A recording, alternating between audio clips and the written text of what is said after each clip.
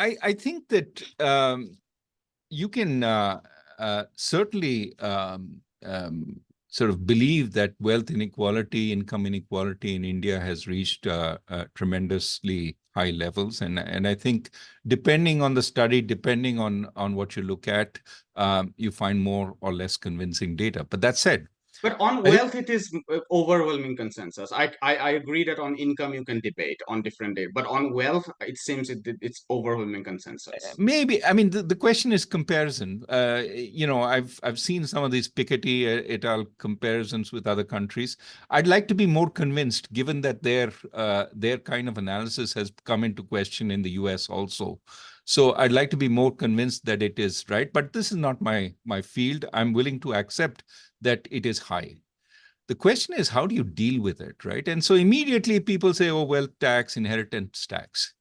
That's the easiest thing for the rich to get around. Absolutely the easiest.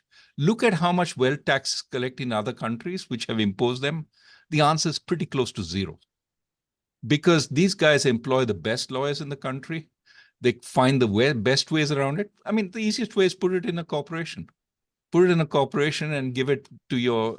I mean, I have seen enough of this tax management to Right. understand that it's very hard to get at it. Right? Well, we had Piketty on our show, and we posed this very question to Yeah, both yeah. Piketty and Jayati Ghosh, that people like Professor Rajan says that it's very easy to get away around these redistributive tax measures, and their argument is that it is easy to get around because there is no political will, and they give us That's not true. they That's give not us true. examples where they say that whether it's Swiss bank accounts or whether it's offshore, It's not Swiss bank accounts. I mean, you don't need to be illegal about it.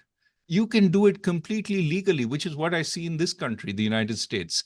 How you get around even paying lower taxes. I mean, if you put it at, we're going to take 10% or 5% or 2% of your overall wealth, there's a huge incentive to avoid it. And they will find ways of avoiding it. I mean, this is without question. Show me one country which has actually collected serious wealth taxes anywhere. And I would challenge Piketty on that, right? Piketty's good example is US, but which we know Well, it's, yeah. I'll tell you a good way of doing it. Do the communist revolution, right? Lots of bloodshed, lots of violence, and lots of poverty after that. Mhm. That's the way to equalize if you really want to go about it the No, but motivated you way. are really being unfair here because you are reducing the debate to equalizing. Whether they are saying is No, that it no, has forget equalizing. I'm because they are not saying asking. equalize. They are saying I that we need. Yeah, take any meaningful wealth tax and show me one country that has collected more than a pittance on it. But does that mean that we shouldn't have the political Now, will just to? talking about it is nonsense, right? If you're not going to be serious about doing it, I would say, for example, on big wealth in India, a strong competition commission, which ensures there is no concentration in any industry, is going to be far more effective in creating more opportunity for the small and medium sectors, a better financial system which lends to the small and medium sectors, not just to the big guys. That's going to create more opportunity. So when I say let's level up rather than level down, what I'm saying is leveling down typically is going to catch the upper middle class who are already paying high taxes because they're salaried and they actually pay the taxes that their incomes generate. It's not going to catch the very rich because they will find every which way of doing it. And trust me, if they can't, they will legislate a process which will do it. You can't have a democracy. I mean, you tell me, On that we agree that they yeah, would probably legislate ways that would make it illegal. yeah, because I mean, whatever the will, you have to run a government. So what I would say is greater competition, greater access to finance, and try and close the loopholes where you can. By all means, let everybody pay a fair share of their taxes. Stop finding ways through companies that you can hide income and convert what is actually a income into a capital gains on which you pay nothing down the line. So those are the things we need to close down. But I would say, let's be realistic that really what we want to do is create more sort of entrepreneurs who do well. Mhm. For that, let's create more opportunity. I would emphasize that. Let me give you a different way of saying this. You know, every time we want debt recovery, we make the debt recovery process even harsher, because we are saying, oh, the only way we're going to get debt recovery is we have to make it harsher. For the first 6 months to a few years, we catch the big wigs in this because they haven't figured it out. After that, they figure it out.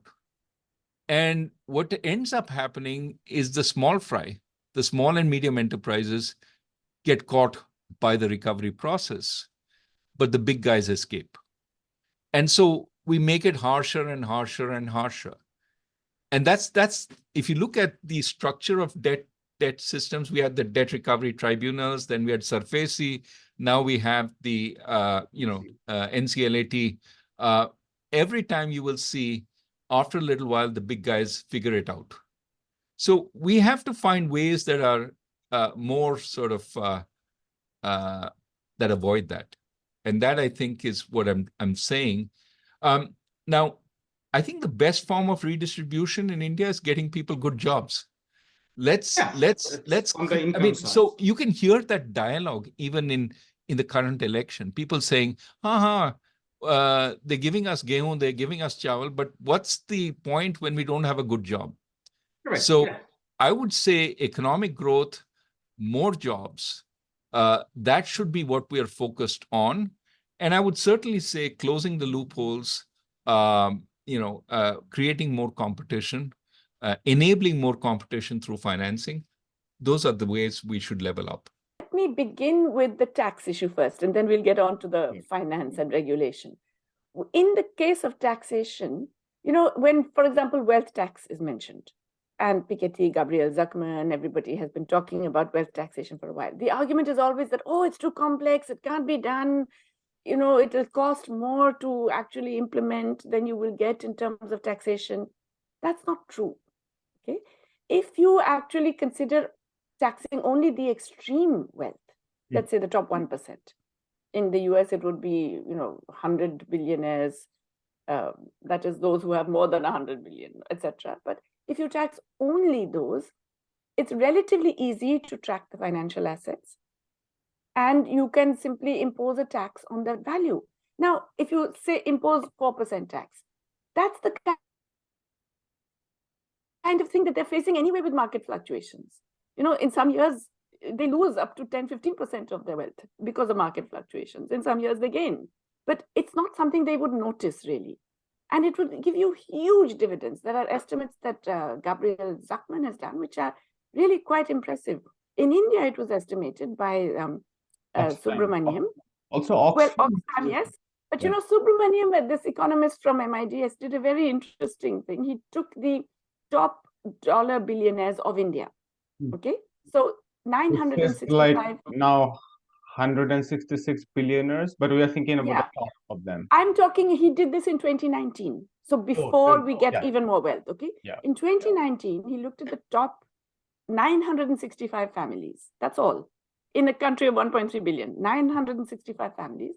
And he said, if you tax 4% of their wealth, you get 1% of GDP in 2019. Now, 1% is exactly our total public health spending, center and state governments put together. We would double that with just this small tax, okay? Now, the argument is that, oh, it's incredibly complicated and it's unfair and so on. On the other hand, we have property tax, which is much more complicated, right? You have to calculate land values, you have to check for appreciation, and we impose property tax on everyone, including relatively small wealth holders. Somehow that's allowed.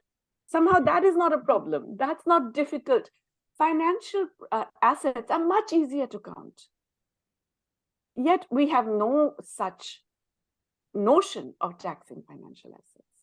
So there is a huge, this is really political will. There is no other explanation for the lack of, let's say, wealth taxation. Similarly, to tax the excess profits that have been created in this last period, in the last couple of years, it's a no-brainer, really. You know, these are companies that have made the biggest profits in their history. 48 billion, 60 billion. Every time I read a number, it's higher, right? Right. All of these multinationals are raking it in like they have never raked it in. Why not tax that excess profit? Why not say, well, listen, you didn't get this because you became more productive or you had new technology. You got this because prices changed and you manipulated the price. So we're going to tax that. Billionaires' Again, wealth went up during the COVID very massively. exactly. The margins have exploded, right? So why not tax those excess profits? There is absolutely no justification for not doing that other than the lack of political will, because it's not that you can't measure it. They have declared these in their quarterly accounts to shareholders. Just simply tax that, you know. In terms of regulation, and can we actually stop? Is the genie out of the bottle in terms of capital flows? So here's the thing, you know, in the interwar period of the last century, it's almost a century ago now, again, capital was very mobile, rushing across borders and creating all kinds of difficulties. And it again seemed like this was something inevitable. Markets will behave that way, can't avoid it. Yet, after the Second World War, pretty much all countries brought in capital controls, including the US, Western Europe. I mean, of course, the Soviet bloc had it and China had it, but across the world. The time of command economies. But it happened even in market economies. It happened in the United States. It happened in Europe, in France, in Germany, everywhere. Right. So there were capital controls because it was recognized that this extremely mobile capital is destabilizing and it doesn't actually give you access to long-term investment. So it is possible. And there are all kinds of examples of countries that have benefited. Even today, China regulates capital flows. Absolutely. It's doing fine, thank you, right? Taiwan, China regulated capital flows until quite recently. It has the great advantage that it's not recognized as a country, so it can do a lot more in terms of independent policies. But many countries that have instituted capital flows have still continued to get long-term investment and have not had the volatility that other countries face. Right.